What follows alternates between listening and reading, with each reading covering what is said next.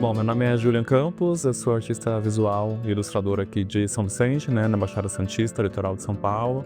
E o Ponto de Contato, ele é esse projeto que tem várias ações culturais e que, como o nome diz, né, pontos de contato, diálogos com a tradição do bordado em Santos. Essas ações dialogam com uma história anterior aqui de Santos, que acabou até muito recentemente, que é o percurso das bordadeiras do Morro de São Bento, em Santos. Então, esse projeto ele busca salvaguardar a memória da história dessas bordadeiras através de uma série de ações que envolvem aí oficinas, formações, mentoria, exposições, uma publicação que vai ter sobre as bordadeiras também, né? Então é todo um apanhado que tem relação com essa história e faz parte aqui da história da Baixada Santista. Bom, esse projeto ele partiu um tanto da minha pesquisa artística e também pelo fato de ser santista, né, de viver aqui a vida toda. Eu sempre soube da existência das bordadeiras do Morro de São Bento, que basicamente é esse grupo de pessoas, de mulheres que vieram da Ilha da Madeira para Santos nos anos 50, 60. A gente teve no Brasil uma segunda grande leva de imigrações, né? Então, nos anos 60, 70, 80, se formou um reduto de bordadeiras nos morros de Santos, mas principalmente no Morro de São Bento.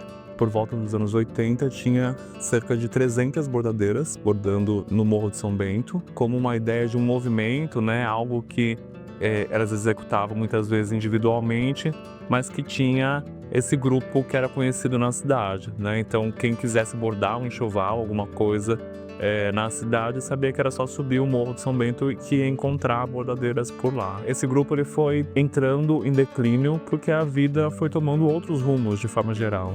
Essa prática que se tinha de manter a roupa de casa decorada com bordados, enxovais, né? Todas essas práticas elas foram entrando também em decadência de alguma forma. As toalhas de banquete, de mesa que elas faziam de linho, lençóis de linho, foram sendo substituídos aí por tecidos sintéticos, né? Para a vida ser mais rápida, para a vida ser num outro tempo. E por último, também, as descendentes dessas pessoas, né, as filhas, as netas, não quiseram aprender a técnica porque, ainda bem, essas mulheres tiveram outras oportunidades de trabalho e na vida.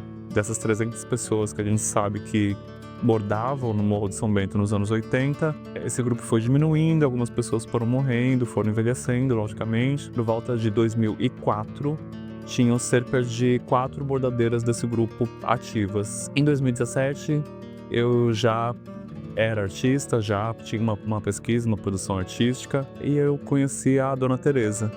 Dona Teresa Gonçalves Pestana, ela participou de uma feira lá no Gravurar, né, um espaço cultural aqui de Santos. Conheci a Dona Teresa e aí, conversando com ela, ela me falou algo que me marcou e que me motivou a estreitar mais ainda esse contato com esse grupo, né, com essa história. A Dona Teresa falou para mim que quando ela morresse, essa tradição do bordado aqui em Santos ia morrer junto. Isso me atravessou enquanto pessoa, enquanto artista. Sendo um artista que borda, eu sempre me peguei pensando o que eu poderia fazer para que essa história continuasse viva e sendo ouvida e sendo vista, até que em 2022, buscando muito assim com pessoas em comum, eu tive contato com a Dona Claudete, que é presidente de um rancho folclórico típico madeirense, que é lá do Morro de São Bento, e ela falou: não, vou, né, te colocar em contato com a Dona Teresa, ela tá bem, saudável, tudo. E aí, quando eu marquei esse encontro com a Dona Teresa, a Dona Teresa virou pra mim e falou: só tem eu viva agora, né? E, na verdade, tem uma outra pessoa dessas 3 últimas, né, que ainda segue viva, que é a Dona Maria Alexandre, só que ela desenvolveu Alzheimer nesse meio tempo, né? Então ela, né, não tem mais contato com social, assim. E a Dona Teresa fica sendo aí como a última integrante ativa dessa história, né? A Dona Isabel da Paixão, eu soube depois que ela faleceu há 3 anos, né? Então, isso intensificou ainda mais essa vontade de fazer algo com este percurso, né? De contribuir para que essa história não se perca. Porque se a gente tem esse registro de que eram 300 bordadeiras, né? Hoje a última pessoa ativa é só a Dona Tereza. O formato final do projeto, ele é essa série de ações que a gente começou com uma sequência de oficinas online, aberta para todo mundo que quisesse participar, com 4 profissionais da área, das mais diferentes áreas relacionadas ao bordado. Então a gente teve oficinas com a Ana Calaça, né, que é uma professora, historiadora aqui de Santos, que ela falou sobre patrimônio, né, num primeiro momento, e também sobre a história do bordado até chegar nessa história das bordadeiras do Morro de São Bento. A gente teve oficinas também com o Rick Rodrigues. O Rick é um artista de João Neiva, no Espírito Santo, e ele é um artista contemporâneo, um homem que borda num lugar da arte contemporânea mesmo, né? Então foi super interessante de ver, através dos apontamentos, o percurso do Rick e das pessoas que ele orientou, né, durante esses encontros online, aplicações do bordado num lugar mais possível, né, dentro da arte contemporânea, né? A gente teve também oficinas com o Paulo Rezende. Paulo, ele trabalha com bordado, ele é lá de Vitória, também no Espírito Santo, e ele trabalha muito com encomendas de bordado, na técnica que a gente chama de pintura de agulha. Ele é bem famoso na internet, inclusive, por fazer retratos de animais, de pets, né? Então ele mostrou muito do percurso dele até chegar no bordado e como que ele vive disso, né? Como ele trabalha. Então também foi uma oportunidade de pensar esse bordado num lugar também de economia criativa, né? E com uma técnica bem apurada, que é o que o Paulo tem, né? E teve uma oficina comigo, né, Julian Campos, mostrando um pouco do meu percurso sendo artista na Baixada e um artista que dialoga com essa história das bordadeiras aqui de Santos, né? E também como que eu faço uso do bordado dentro da minha produção, né? Também nesse lugar de uma produção contemporânea, mas em diálogo com o território e com essa história também. Na sequência, a gente teve um chamamento onde a gente selecionou 15 pessoas, artistas e artesãos do bordado, que moram aqui na região da Baixada Santista. A gente teve cerca de 40 pessoas inscritas e selecionamos 15, como eu disse, para passar por um processo de mentoria, né? Essa mentoria ela aconteceu durante 3 meses no Instituto Procomum, aqui em Santos, né? Que foi um lugar super parceiro da ideia desde o começo. Desde que a Procomum vem para Santos, né? Com a sua sede aqui em 2016, a gente tem várias oficinas. É difícil falar em que momento que o bordado chega aqui na Procomum, porque eu acho que ele tá desde sempre aqui, né? Então, acho que a beleza nisso tudo é que as pessoas estão bordando as suas histórias e as histórias de quem elas admiram.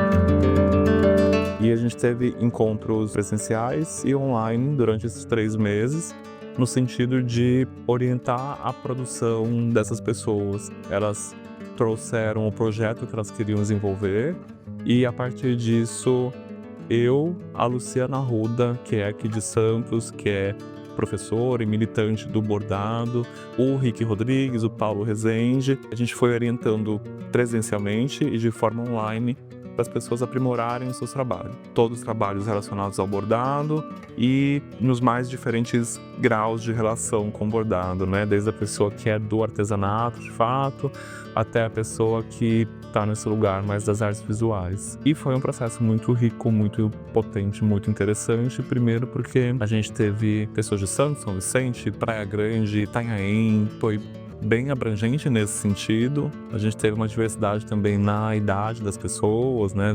Pessoa mais nova com 24, 26 anos, a pessoa mais velha com 75. A gente teve uma diversidade também de ter pessoa não binária nesse grupo. Esse é um grupo com território também bem pulverizado, né?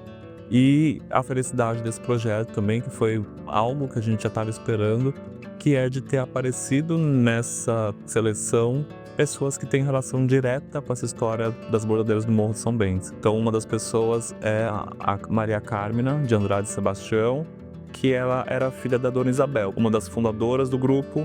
A filha dela, que hoje tem 75 anos, ainda borda os mesmos pontos que a mãe dela fazia, e ela fez parte da mentoria e está participando da exposição aqui agora também. Eu fiquei sabendo porque meu filho me falou.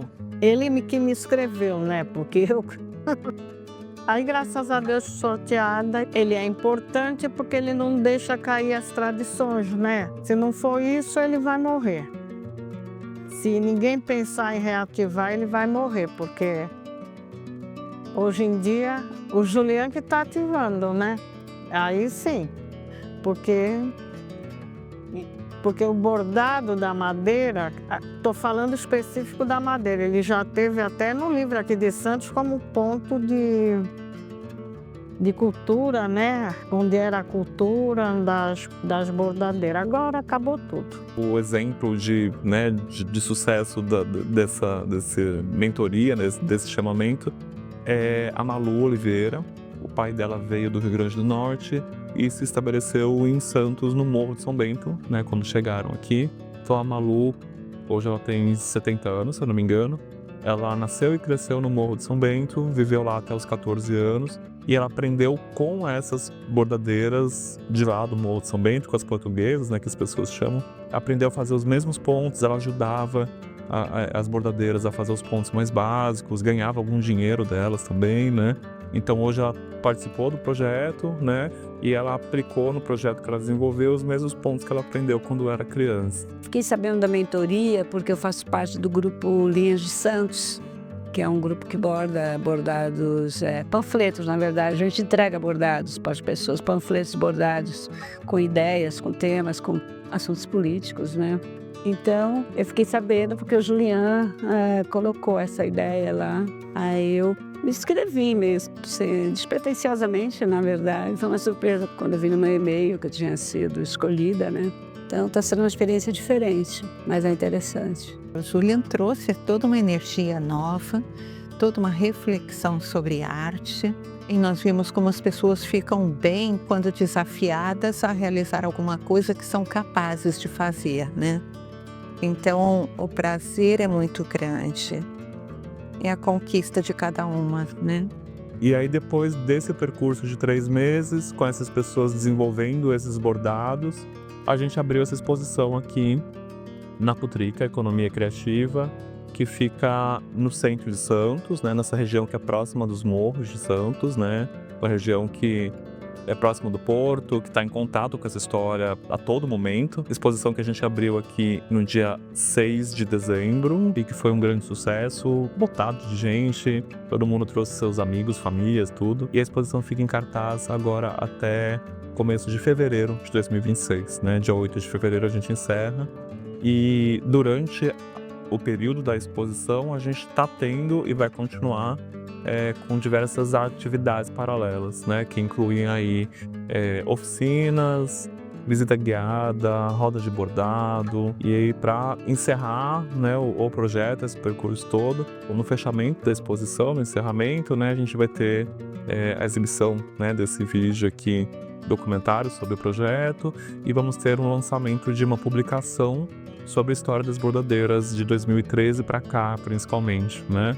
Então essa era uma outra missão importante do projeto, que é lançar essa publicação para cumprir uma lacuna de documentação histórica da coisa. Então com essa publicação a gente vai conseguir pelo menos documentar o que foi o encerramento, né, dessa história e também apontar para caminhos possíveis para que ela continue sendo preservada, né?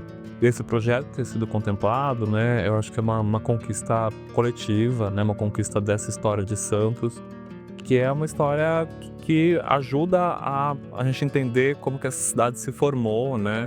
Santos é a cidade mais portuguesa do Brasil, né? E são histórias como das bordadeiras do Morro de São Bento que ajudam a dar a característica da cidade que é hoje, né?